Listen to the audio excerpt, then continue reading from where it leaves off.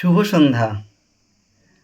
জীবনে কোনো কিছু প্রিয় জিনিস বা সুযোগ হারিয়ে গেলে এটা নিয়ে বেশি মন খারাপ না করে বরঞ্চ আমাদের এটাই ভাবা উচিত যে সামনে হয়তো আমাদের খুব ভালো কোনো প্রাপ্তি বা ভালো কোনো সুযোগ আমাদের অপেক্ষা করছে। কারণ কি দেখুন, আপনারা কী ভাবেন আমি জানি না। আমি কিন্তু এটাই ভাবি।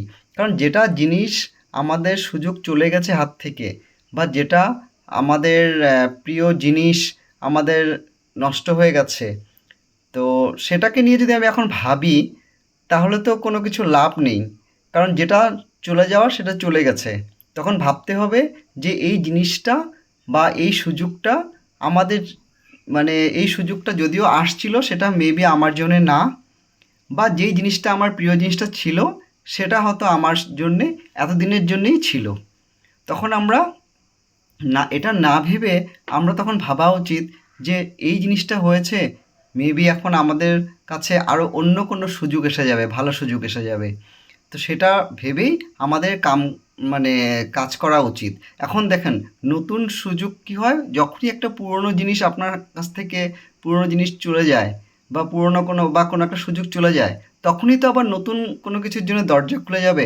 কারণ আমরা বলি না যে ভগবান সব দরজা একসঙ্গে বন্ধ করে না, একটা বন্ধ হলে একটা খুলে দেয়, আমরা এটাই ভাবি। তো ঠিক সেরকমই তখন কি হয়, আমাদের এই নতুন সুযোগটাকে আবার ধরার জন্যে আমরা কি করি, আমাদের নিজস্ব মানসিক যেটা শক্তি সেটাকে আমরা খুব বৃদ্ধি করে রাখি, খুব বাড়িয়ে রাখা উচিত। যে আমরা সামনে যেটা সুযোগ আসবে সেটাকে আমরা খুব সুন্দরভাবে আমরা গ্রহণ করব, বা সামনে যেটা ভালো জিনিস পজিটিভ কিছু আসবে সেটাকে আমরা আমাদের হাত থেকে যেতে দিব না। কারণ কি, আর এটাতে কি হবে, আপনার এটার জন্য কিন্তু ধৈর্য লাগবে। আপনার মানে ধৈর্য ছাড়া তো কিছু চলবে না, আপনার ধৈর্য করতেই হবে। একটা জিনিস নষ্ট হয়ে গেল বা একটা সুযোগ চলে গেল, সঙ্গে সঙ্গেই যে আরেকটা আসবে সেটা তো নয়। তার জন্য তো আমার ধৈর্যও ধরতে হবে, কর্মও করতে হবে, ধৈর্যও ধরতে হবে। এখন সব ক্ষেত্রে আমি এটা বলি না, কিছু কিছু জিনিসের কথা বলছি, কিন্তু এখানে লোকের কথা বলি নাই আমি। এখানে লোকের কথা বলতে গেলে দেখুন, এরকম কিছু কিছু লোক যেটা আমাদের মানে সম্পর্কের, সাপোজ আমার যেরকম বাবা, বাবা চলে গেছে, বাবারা বা মারা বা আমাদের রিলেটিভ বা তারা তো আর জিনিস নয়, সেটা তো দুঃখ লাগবেই। সেটার আমরা ক্ষতি মানে পূরণ কোনো দিনই করতে পারবো না। এখন যেরকম এই যে বন্যাতে, বন্যাতে যে এত, সেখানে বড়লোক হোক গরিব হোক, কারণ জলটা এমনভাবে ঢুকে গেল, সব্বারই জিনিস সব কিছু শেষ হয়ে গেল একদম, তারা মানে কিচ্ছু নাই, কিচ্ছু বাঁচাতে পারে নাই। তো সেটাকে কি আমি বলতে পারি না আবার যে পুরনো জিনিস চলে গেছে বা প্রিয় জিনিস নষ্ট হয়ে গেছে, তো কোনো ব্যাপার না, সেটা এখন আবার আসবে, এটা আমরা খুব ইজিলি বলতে পারি। কিন্তু আমি জানি প্রত্যেকটা লোকের কী অবস্থা। কেউ 30 বছর, 40 বছর, 50 বছর এরকমও হয়েছে। সব মানে প্রত্যেকটা অকেশনেই হোক বা কোনো কিছুতেই হোক, আমরা যেমন ছোটো ছোটো জিনিস এক একটা করে অকেশনে এক একটা করে জিনিস ঢুকিয়ে নেই ঘরে, বা অনেক কিছু আমরা ঘর সাজাই সুন্দর করে, সেটা এক মুহূর্তে নষ্ট হয়ে যাওয়াটা কিন্তু কেউ মানিয়ে নিতে পারে না। কিন্তু আমি কি করব, উপায় তো নেই। তাদের জন্য আমি এটাই বলবো যে আপনারা হার মানবেন না। এটাই ভাবেন যে প্রিয় জিনিসগুলি গেছে, হয়তো আরও কিছু ভালো ভালো জিনিস আমাদের আসবে।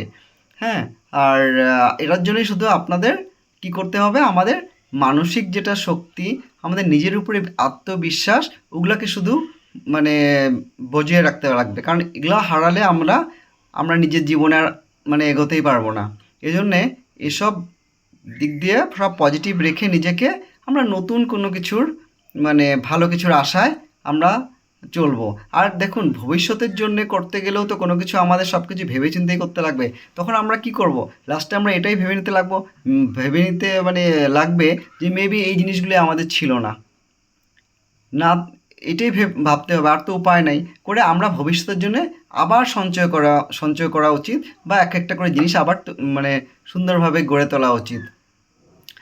এই জন্যই আমি বলছি যে জীবনে কোনো প্রিয় জিনিস বা সুযোগ যদি হারিয়ে যায়, তবে এত মন খারাপ না করে আমরা পজিটিভলি ভাবা উচিত, যে নিজেকে মানে বিশ্বাস রাখা একটা উচিত যে হয়তো আরও কোনো সুন্দর সুযোগ বা কোনো কিছু নতুন কোনো কিছু ভালো প্রাপ্তি আমাদের জন্যে অপেক্ষা করছে।